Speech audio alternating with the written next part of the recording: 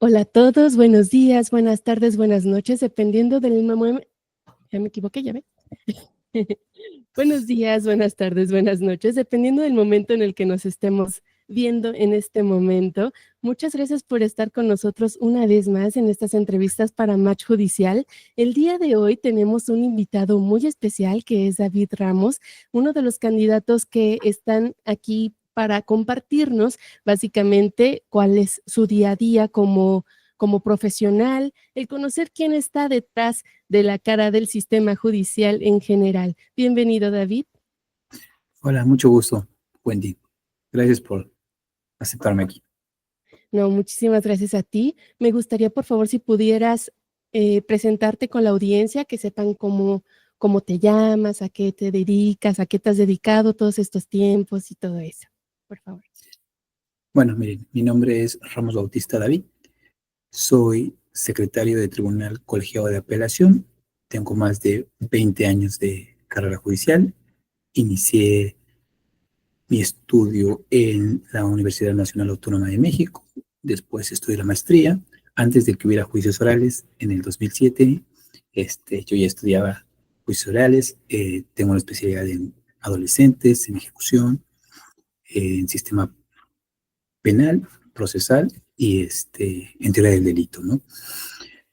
Inicié mi carrera como servidor público en el reclusorio preventivo Baronil Norte, en donde me dieron la oportunidad como un administrativo especializado, después de que hice mi servicio social ahí. El juez me dijo que le gustaría que trabajara para él, y ahí inicié mi carrera, ¿no?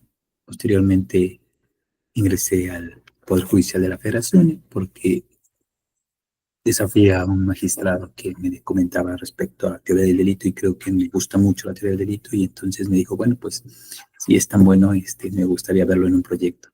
Le hice un proyecto y luego de que lo revisó, me mandó a hacer examen en la escuela judicial, y ahí acredité para ser secretario de tribunal. Ingresé a trabajar con él y me he desenvuelto a partir de ahí como oficial, como actuario, secretario particular, y finalmente ahorita tengo la base de secretario de Tribunal Colegiado de Apelación. Wow, qué interesante. Sobre todo trabajar con adolescentes ha de ser todo un reto también, ¿no? Pero bueno, ya igual llegaríamos ahí, si es que me quieres platicar un poquito más al respecto. Pero antes me gustaría saber cómo es un día a día en tu trabajo, en tu vida. Bueno, pues mira, desde que ingresé a trabajar al reclusorio norte y hasta la actualidad, trato de que mi día a día es levantarme temprano, ir a correr, hacer ejercicio, despejar la mente, este, todos los días. Llego a trabajar temprano, desayuno, me pongo a revisar. Siempre me ha gustado estar muy al pendiente de los expedientes, de las diligencias, de lo que sucede en el día a día. ¿Por qué? Porque este trabajo es muchas veces de sorpresa. No sabes si va a llegar una persona a platicar contigo, si va a llegar una víctima, algún ofendido, cualquier imprevisto. Me gusta estar como muy preparado para lo que vaya a suceder. Incluso para el propio titular, a veces de, oye, necesito que me revises esto en particular. Y si uno trabaja eh, al día, muchas veces no sale. Entonces necesita estar uno preparado para, para eso, ¿no? Trato de comer a las 3 de la tarde. Normalmente es media hora, y como dicen ahí, ¿no? Tenemos un horario religioso de salida, cuando Dios quiera, ¿no? No tenemos horario de salida. Entonces, pues desgraciadamente así es esto, pero me gusta muchísimo leer cada hoja de los asuntos, ver cada audiencia, porque me parece que esa es una forma de conocer quiénes están involucrados en ese problema y dar una respuesta mucho más completa de lo que tenemos que resolver. No solo de la víctima ofendida, sino también del imputado, de la familia. Este es un problema multifactorial, tanto como adultos como adolescentes. En adolescentes es muchísimo más, como con perspectiva de género, con perspectiva de gente adulta, ¿no? Son muchos temas en los cuales tenemos que estar involucrados, ¿no? Claro, me imagino que sí, un día también bastante cansado por lo que nos cuentas. Y bueno, es un proceso electoral completamente nuevo en el país. La verdad es que ha sido una aventura para todos, yo creo que para ustedes y también para la ciudadanía, porque vamos a votar por primera vez por las personas que van a administrar la justicia en el país. Y como no estamos familiarizados la mayoría de algunos términos técnicos sobre todo, porque pues vemos lo básico en la primaria, ¿no? Los 3 poderes y tal, pero más allá de eso, no tenemos tanto a profundidad conocimiento. Muchas personas no saben qué es lo que hace un juez, qué es lo que hace un magistrado y tal. Entonces, si pudieras contarnos brevemente cómo podríamos identificar estas definiciones con palabras sencillas. Sí, mira, bueno, yo soy candidato a ser juez de distrito. Me inscribí en un principio para un juzgado de ejecución y finalmente el INE decidió que todos los que son en materia penal fueran en una sola boleta. Bueno, pues mira, un juez de distrito en materia penal ve cuestiones que tienen que ver con seguridad nacional. Esto es, ve delitos que están contemplados en leyes federales y que son cometidos normalmente por servidores públicos o por personas que infringen dispositivos de esta naturaleza. Por ejemplo, una portación de un arma de uso exclusivo del ejército. Esta la tienen que analizar precisamente los jueces federales, ¿no? Cuando extraen combustible de un oleoducto, pues esa es una cuestión federal, ¿no? Eh, este tipo de delitos son los que vemos normalmente nosotros como jueces federales. En el órgano del orden común, porque yo también me desempeñé en esos tipos de órganos, ven los delitos de robo, de fraude, de lesiones, normalmente delitos en los cuales hay una víctima, pero es una persona común, ¿no? Bueno, ese digamos que serían los dos ejemplos en materia federal y materia local y lo que ven los jueces, ¿no? Ellos hacen el día a día revisando los expedientes, teniendo a la gente cercana y resolviendo sus asuntos. ¿Qué es lo que hace un magistrado? Bueno, pues un magistrado revisa esas determinaciones para que se haya actuado con un debido proceso, que se hayan ventilado todas las pruebas, que se hayan resuelto todos los puntos, y va poniendo una palomita en cada uno de esos temas y finalmente si determina que fue correcto el actuar del juez, pues entonces dirá que confirma la determinación que llegó ante él porque alguna de las partes la impugnó. Si no está de acuerdo, bueno, pues tendrá que decir revoco y tengo que precisar ciertas circunstancias. O finalmente modificar para que sea más precisa la determinación o dar contestación a ciertos puntos. Como te das cuenta, es muy importante que la gente se involucre. Afortunadamente, yo desde que estaba en el Foro Común siempre me ha gustado que la gente participe. Me han llegado de muy buenos juristas que normalmente decían, oigan, familia, acérquense, no es solo el abogado, es necesario que estén presentes. ¿Por qué? Porque el problema penal es multifactorial. Muchas veces vemos a gente que encuentra encono en el ofendido o en la víctima y esos problemas que era, por ejemplo, un robo, se convierten en problemas familiares, ¿no? Porque viven en la misma colonia. Entonces, este tipo de circunstancias se tienen que resolver. Hoy por hoy existen círculos de sanación,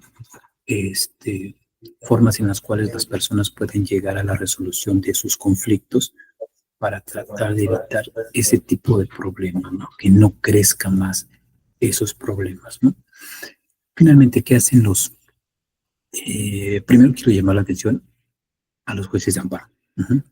Los jueces de amparo revisan el acto, ajá, conforme a la Constitución y a los tratados internacionales para que sea más preciso lo que se está resolviendo, que realmente no quede ningún cabo suelto de que las partes hayan efectuado alguna pretensión y no se haya visto con una perspectiva desde la materia constitucional o desde un tratado internacional en donde se encuentra un derecho humano. Entonces, estos jueces de amparo también están divididos por materia. Tenemos por materia penal, civil, administrativa. Como te había comentado, todos nos habían metido en una sola bolsa, jueces penales, ¿no? Pero son jueces penales de proceso, de ejecución, jueces penales especializados en la materia de amparo, ¿no? Después de ahí están los tribunales colegiados, que al igual que los magistrados de segunda instancia, revisan que el desempeño del juez de amparo haya sido correcto, ¿no? Finalmente, cuando haya una cuestión de constitucionalidad o de importancia y trascendencia realmente, donde exista una discrepancia en un punto determinado, la Corte puede, a través de un ejercicio de atracción o que le llegue directamente el asunto, determinar una circunstancia muy, muy particular sobre algún tema que no quede claro, analiza todo a nivel constitucional y resuelve y da como último veredicto la interpretación que se le tiene que hacer a cierto conflicto, ¿no? Ese es normalmente el trámite que se lleva en un procedimiento. Wow, bastante claro. La verdad es que te agradezco mucho eso porque sí, hay muchos conceptos, muchos tecnicismos que desconocemos, como te decía. Y también me gustaría preguntarte, ¿cómo crees que podría el sistema judicial ser un poco más accesible? Porque muchas personas no tenemos tampoco como, no es por falta de interés, pero no tenemos al alcance ciertas cosas o ignoramos que existen páginas que nos puedan orientar o simplemente hay personas que no tienen internet, tenemos un privilegio nosotros que sí tenemos, pero hay personas que no saben a quién acercarse cuando sucede algo. Entonces, ¿cómo crees que podría ser el sistema judicial ser más accesible y comprensible para todos? Bueno, pues mira, afortunadamente, creo que los servidores públicos se han abierto para que cualquier tema que les van a preguntar, muchas veces desde simplemente desde cómo tramito una copia hasta cómo tengo que promover en algún, sin que signifique ello una orientación. Los servidores públicos muchas veces te dicen, pues tiene que promover de esta manera o de esta circunstancia. Me parece que un punto muy, muy importante no es desinterés, más bien es a veces esta circunstancia de que nos vamos a enfrentar a una autoridad y no sabemos qué decirle o cómo conducirse. No se preocupen, en verdad, nosotros somos humanos, estamos abiertos a escuchar. Muchas veces orientamos en lo que tenemos que hacer, damos más podemos.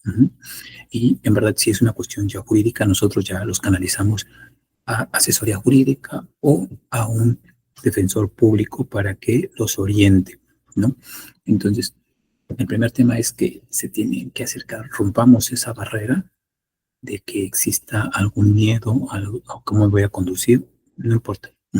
Para que los servidores públicos somos gente normal, somos de carne y hueso, se pueden acercar y muchas veces estamos dispuestos a apoyarlos en cualquier tema. Bien, ese me parecería que es un ejemplo para evitar si hay alguna cuestión de internet o de falta de algún recurso, ¿no? Siempre es bueno acercarse con las autoridades.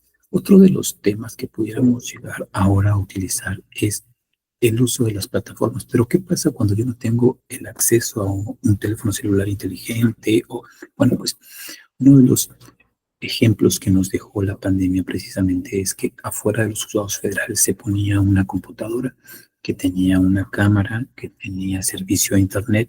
Y entonces la gente llegaba y decía, oye, yo quiero revisar mi expediente. Perfecto. ¿Está autorizado? Sí, sí estoy autorizado. Muy bien. Le voy a poner aquí en pantalla el expediente electrónico y váyalo revisando. Oiga, pero es que no le entiendo cómo moverle en esta hoja o por qué me contestan esto o por qué no avanza.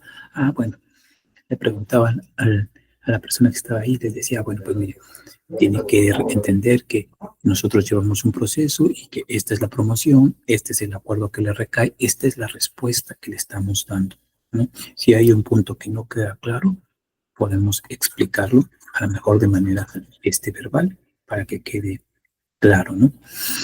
Entonces, esta forma también me parece que es muy interesante y muy importante para que todas las personas se acerquen a los juzgados, pero también hay otra cuestión. Muchas veces la distancia, ¿no? Hay veces que la gente cambia de lugar y ya no está en el mismo lugar en el cual tiene origen su juicio. Ajá. Bueno, pues también hay forma de resolverlo. Ujú. En los centros donde hay esta tecnología se puede revisar.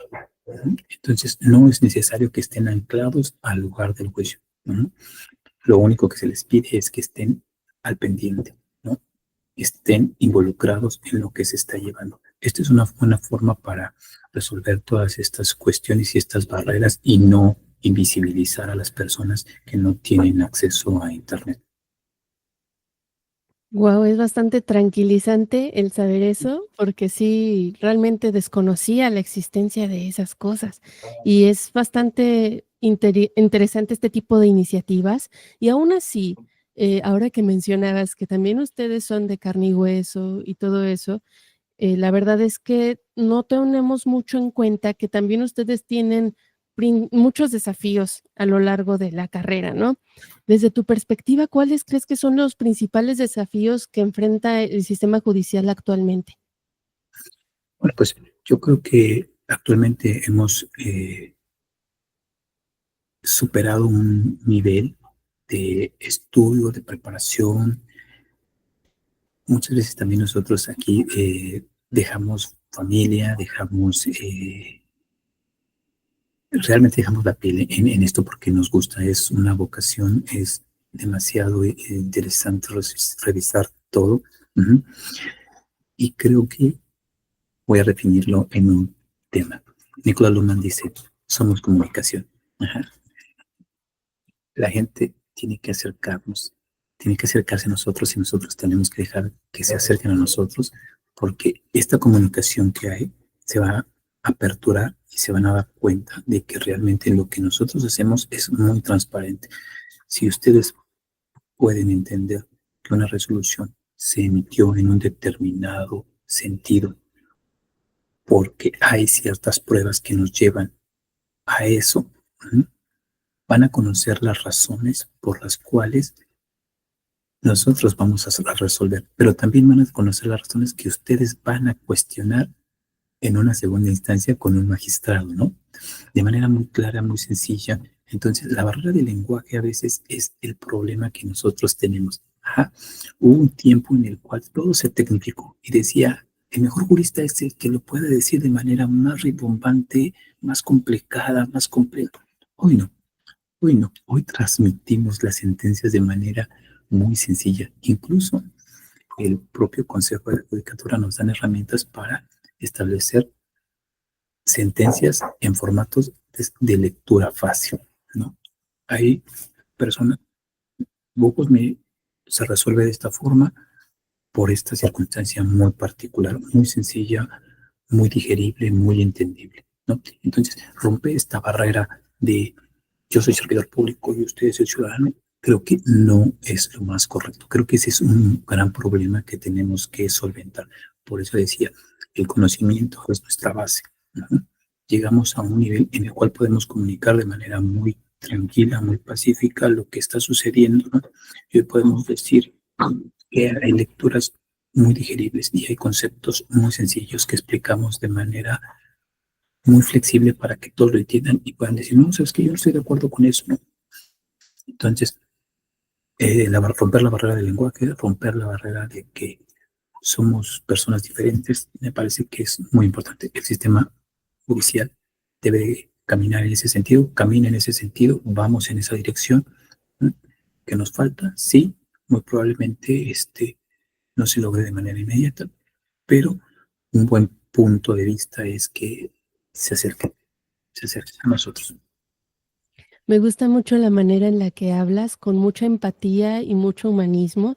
Yo creo que muchos han tenido alguna experiencia negativa y gracias a eso meten a todos en el mismo costal. Eso es algo que debemos de quitarnos porque pues todos tienen valores inamovibles y precisamente quería preguntarte, ¿qué valores consideras súper esenciales en un juez para desempeñar tu labor como con ética e imparcialidad?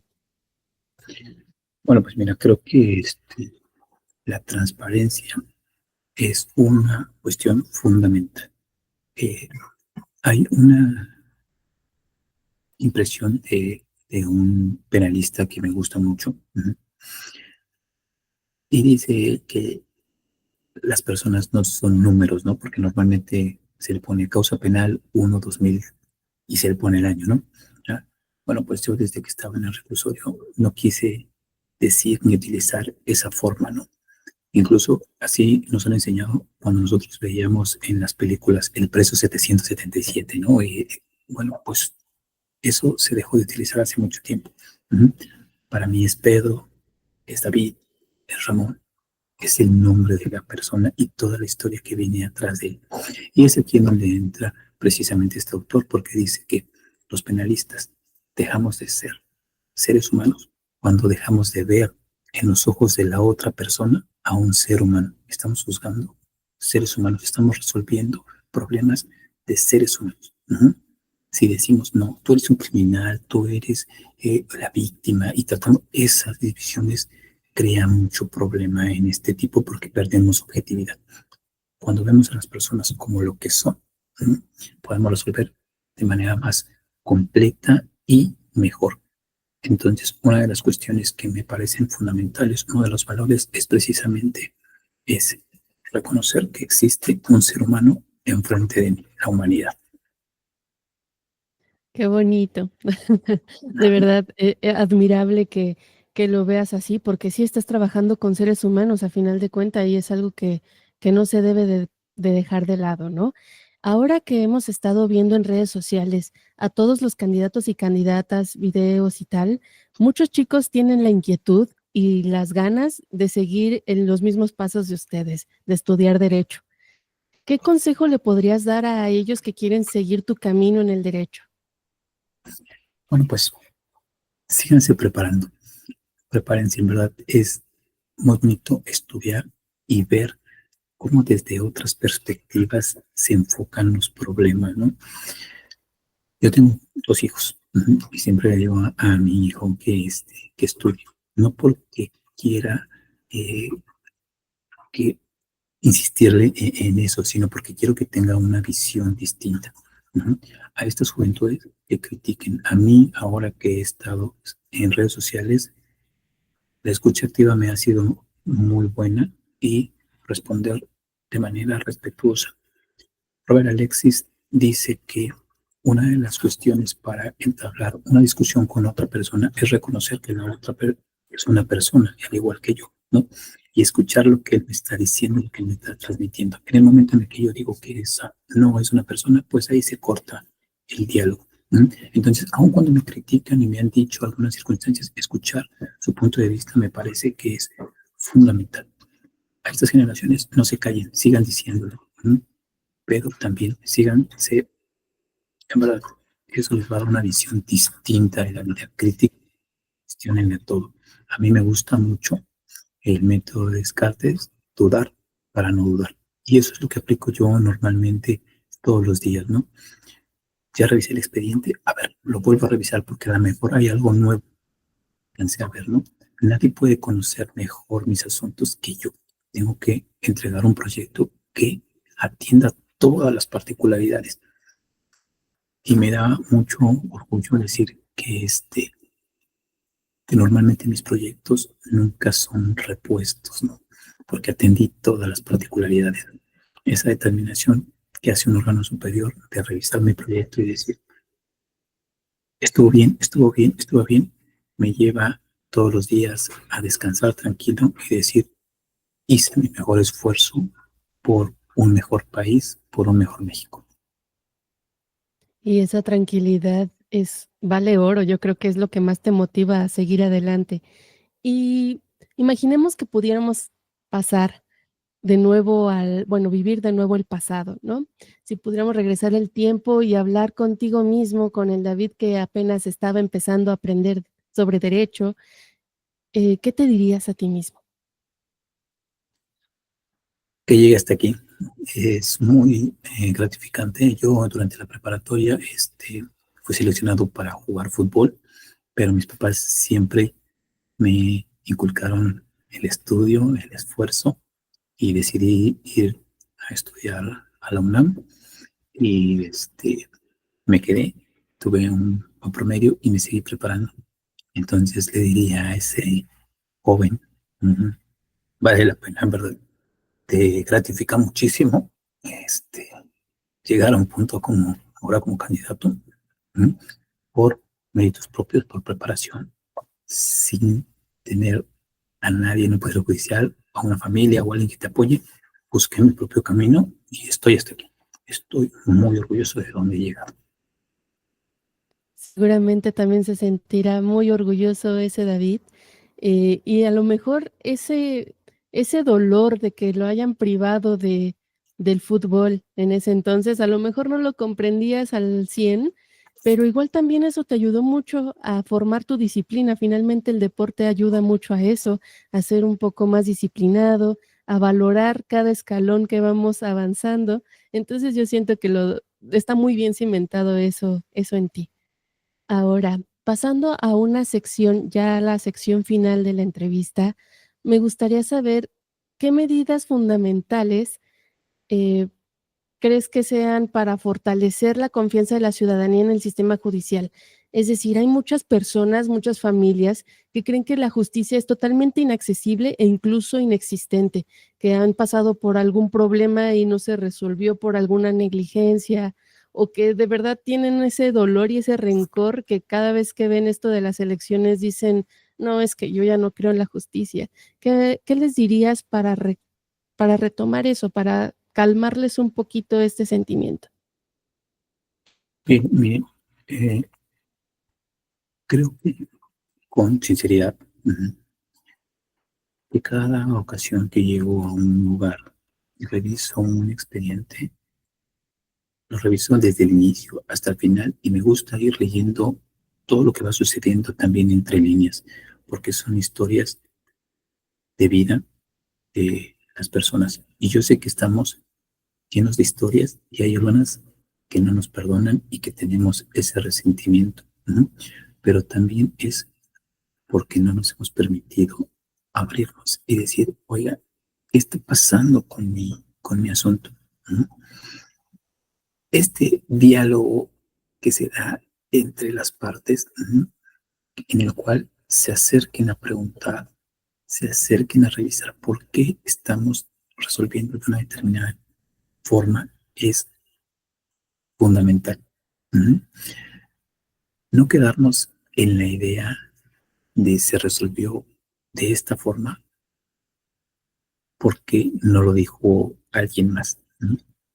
Créanme que necesitamos acercarnos y como les dije hace rato, necesitamos cuestionar. ¿no? Hoy por hoy, muchas de las circunstancias se resuelven porque se están cuestionando. De hecho, hay una teoría que dice que el Estado no nos reconoce derechos. ¿no? Las clases que van luchando y exigiendo y pidiendo y abriendo caminos, ajá, son las que van rompiendo piedras y van abriendo y van diciéndole al Estado, esto no es correcto, tienes que proteger. Y hoy vemos ajá, que ya se reconoce a la víctima. La primera vez que se incorporó a la víctima en la materia penal en México fue en el 94, en la reforma del 94, en el último párrafo del artículo 20 constitucional. ¿no? Y hoy tenemos un propio apartado para la víctima. ¿no? Las personas de la diversidad sexual, las personas discapacitadas, ¿no?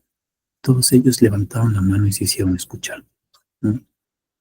Hoy la gente no se tiene que callar. ¿no? Vengan, cuestionen. ¿no? Afortunadamente, el sistema penal está diseñado también para eso, pero si la gente no les explican que pueden exigir esos derechos, ¿cómo los van a hacer exigibles? ¿no? Yo, por ejemplo, te puedo decir que existe una audiencia de lectura y explicación de sentencia. Es un procedimiento abreviado. Perfecto. tengo derecho a que me expliques por qué me vas a poner una sanción. ¿Mm? Oye, solicité que me trasladaran y me lo negaron. Ay, ¿qué crees? En ejecución de penas hay una audiencia en la cual tienes que explicarle por qué le negaste. ¿No? Si está ahí la persona interesada y está la familia, evidentemente que van a entender cuáles fueron los motivos que impulsaron al juez a determinar algo. Y entonces también podrán cuestionarlo. Esa es lo que yo le diría a las familias, a la gente que no cree en este sistema. Bueno, pues acérquense, exijan sus derechos. Y en verdad van a encontrar muchas respuestas y se van a dar cuenta de que las personas que la emiten son personas que están preparadas, que dejan aquí muchas horas de su vida, que dejan aquí familia, diversión, muchas circunstancias. Claro, muchos sacrificios al final del cabo, ustedes están de nuestra parte, por decirlo de alguna manera. Entonces, sentir esa tranquilidad, esa seguridad, yo creo que sí la transmites muy bien a las familias que nos estén viendo en este momento. Y no quisiera que me dijeras tal cual, así como que algo que sea medio delicado de compartir, pero sí me gustaría saber si hay algún caso que te ha resultado demasiado desafiante. ¿Cómo resolviste el caso más complicado que tú consideras haber vivido? Bueno, pues mira, la verdad es que son muchísimos asuntos, pero un buen juez no es el que más emite sentencias. A mí me parece que un buen juez es aquel que mejor protege a las partes, a las personas. Han habido muchos asuntos complejos, pero me gusta este que de hecho lo comenté en mis redes sociales. Era una enfermera que había sido acusada por un doctor que la tenía a su cargo. Entonces, cuando ella se atrevió a denunciar, las otras enfermeras le dejaron de hablar, le rayaban el carro, la cambiaron de turno y le ponían turnos extremadamente alejados a los que ella estaba viviendo. Empezó a tener muchos problemas también ella psicológicos porque ella estaba sola en esa ciudad. Se lleva su procedimiento y nadie había advertido estas particularidades. Cuando llega en segunda instancia en una audiencia, lo comenta y dice que eso era lo que estaba pasando y que era lo que podía hacer. Esa determinación se centró también en resolver ese punto. Se le dijo a la institución que tenía que impartir cursos en los cuales no se vulneraran los derechos, que tenía derecho a denunciar y tenía que respetarse su decisión. Esta sentencia a mí me gusta mucho porque se vincula a una institución y evitamos estas cuestiones de machismos, de microviolencias hacia la persona que denuncia, de verla como una persona que está rompiendo, parecería un pacto que está ahí, ¿no? No, simplemente está ejerciendo su derecho. A mí me gusta mucho esa sentencia. Wow. Y ahora me quedé pensando justamente, este caso definitivamente es fuerte. No me imagino cómo ha de ser desconectar tus emociones del trabajo con la vida personal, o sea, el equilibrio que debes de tener para dejar todo eso en la oficina y dormir tranquilamente sin esas preocupaciones, que no creo que sea totalmente así, porque, pues, obviamente eres humano, también sientes, también tienes esa empatía que te llega como al corazón, ¿no?, de algunos casos. Me decías que trabajas también con casos con adolescentes. ¿Cómo es eso? ¿Cómo influye en ti, en tu día a día, este tipo de cuestiones?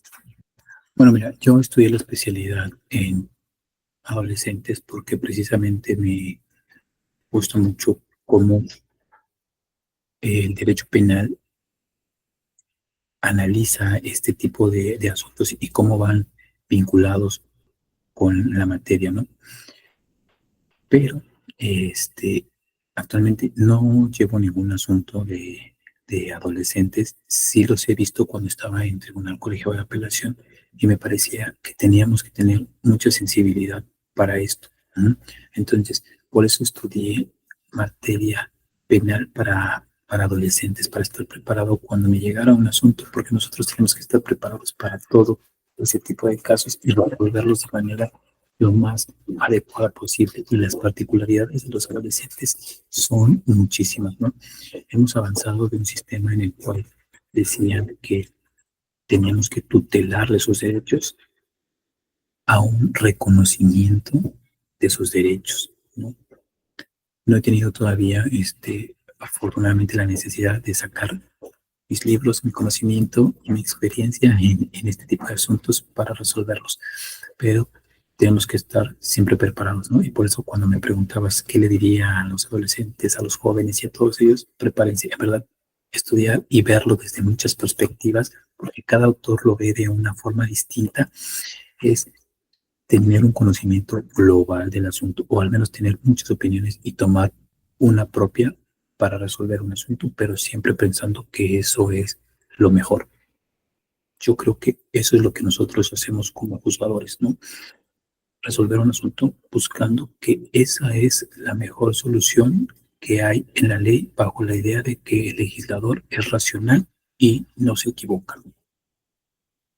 Dicen por ahí que el conocimiento es poder y ciertamente es así, tener la preparación no solamente académica, no solo por las calificaciones, pero más bien como tú mencionabas, abrir la perspectiva de nuestra preparación. O sea, vemos un mundo totalmente diferente cuando tenemos conocimientos sobre algo específico. Y ahora, para cerrar, muchas personas han manifestado su desinterés en acudir a votar este 1 de junio. Muchos creen que ya está dicho quién va a ganar, muchos dicen que para qué, o sea, que va a ser un caos. Entonces, incluso hasta están invitando a no votar. Entonces, independientemente de tu candidatura, ¿qué mensaje les darías sobre la importancia de participar en este proceso democrático y el por qué sí debemos de ir a votar? Bueno, pues mira, el voto es un mecanismo para el cual nos hacemos presentes, ¿no? Las opiniones que tengamos sobre votar o no hacerlo, eh, yo también las tuve en un principio, decidí inscribirme en este mecanismo para llegar a ser, pues, en estas reglas que me brindaron para hacerlo. ¿Por qué? Porque tengo la firme convicción de que soy una persona que está preparada para acceder al cargo. Sobre la forma en la que van a utilizar su voto, si yendo a cancelarlo o yendo a ser escuchados, dependerá de cada una de las personas, ¿no? Entonces, yo creo que ojalá y al menos estudien a las personas, analícenlos, revísenlos, vean sus propuestas, interésense en ello y vean que su voto es realmente un mecanismo a través del cual se van a hacer escuchar. Esta es la forma en la cual nosotros tenemos para que las minorías, para que las mayorías decidan de manera informada. Nos podrá gustar, nos podrá gustar, pero es el mecanismo que por el momento tenemos, ¿no? No lo desaprovechen, ¿no? Vayan, ejerzan su voto porque es la forma de levantar la mano y decir, aquí estoy presente y decir, después, con los ojos al frente, hice todo lo que estuvo en mis manos para que quedara un candidato que considero que reunía las características para ser un buen juzgador. Totalmente de acuerdo. Y ahora, este espacio es completamente tuyo, puedes decir lo que tú gustes, pero un mensaje que quieras darle al espectador en este momento. Bueno, pues mira, les diría que soy Juan Bautista. Soy una persona de carne y hueso que me ha gustado mucho estudiar, prepararme y cada uno de los asuntos en los cuales tengo que analizar, le dedico todo el tiempo, toda la preparación y trato de resolverlo con el mayor conocimiento que pueda. No es una persona diferente. Acérquense, cuestionen, revisen, no se callen. Muchísimas gracias, David. La verdad es que esta conversación me deja mucho, es bastante orientativo para mí y estoy segura que también para nuestros espectadores. Muchísimas gracias por estar con nosotros. La verdad es que estoy muy feliz de conocerte y de verte más allá de las redes sociales. El tenerte tan cercano es algo que me hace bastante ilusión y espero también ahí en casa o donde estén viendo esta transmisión, espero que tengan muy en cuenta esto, ¿no? Que tenemos que ejercer nuestro derecho, nuestra obligación de ir a votar este 1 de junio por quien ustedes quieran. Ustedes infórmense, la verdad es que en internet encuentran todo. Ustedes busquen, infórmense y sigan preparándose, casi como David siempre nos ha estado diciendo en esta entrevista. Muchas gracias, David. Muchas gracias a ti y a tu público. Bueno, un gusto haber estado con ustedes una vez más. Muchas gracias por haber visto Match Judicial y nos vemos a la próxima.